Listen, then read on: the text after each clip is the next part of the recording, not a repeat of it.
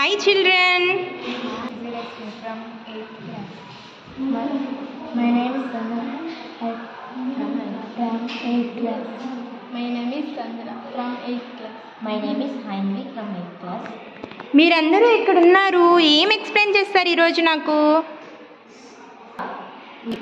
Sound అనేది వైబ్రేషన్లో ఎలా form అవుతుందో మేము ఎక్స్ప్లెయిన్ చేస్తాం. నిజమా? Thank you so much. Explain చేయరు?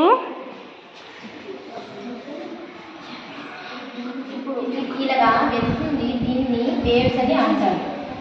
ఓకే, ఇది ఏది చూస్తుంటే సముద్రంలో అలల్లా ఉంది నాకు. ఇక్కడ నుంచి ఇది వచ్చింది, దీన్ని క్రస్ట్ అని అంటారు. దీన్ని ఇలా వచ్చిందని రఫ్ అని అంటారు. ఓకే, పైన ఉన్నదాన్ని క్రస్ట్ అంటారు, కింద ఉండేదాన్ని రఫ్ అని అంటారు. ఓ చాలా బాగుంది. ఈ నోడ్ నుంచి ఈ నోడ్ మధ్య యాంటీ నోడ్ అని ఉంటుంది ఒకటి. ఓకే, ఈ నోడ్కి ఈ నోడ్కి ఈ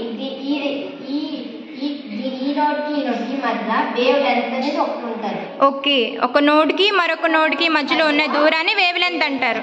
ఓకే,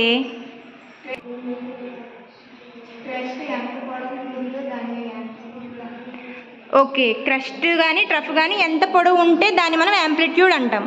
ఓకే, ఇంకా ఈ నోడ్ నుంచి ఈ నోడ్కి మనం దీన్ని వేవ్ లెంత్ అన్నాం కదా, దాన్ని ఒక ఆక్సిలేషన్ అంటారు.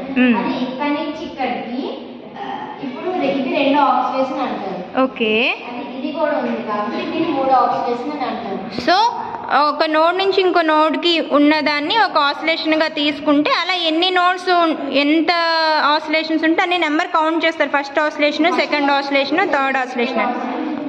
ఓకే, అంటే మన నోట్ నుంచి వచ్చే శబ్దం అనేది అలా వేవ్స్లా ఫామ్ అవుతుంది. ఎంత దూరం వెళ్తుంది, ఇలా ఒక సెకండ్ కాలంలో ఎన్ని ఆక్సిలేషన్ చేస్తారో దాన్ని ఫ్రీక్వెన్సీ అని అంటారు. ఓకే, ఒక వేవ్ సెకండ్ కాలంలో ఎన్ని ఆసిలేషన్స్ చేస్తే దాని ఫ్రీక్వెన్సీ అంటారు. ఓకే, నాకు చాలా అర్థమయ్యేలా చెప్పారు.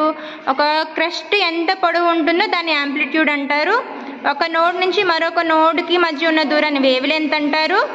ఒక సెకండ్ కాలంలో ఎన్ని ఆసిలేషన్స్ చేస్తే అది దాని ఫ్రీక్వెన్సీగా మనం తీసుకుంటాం. అంతేనా?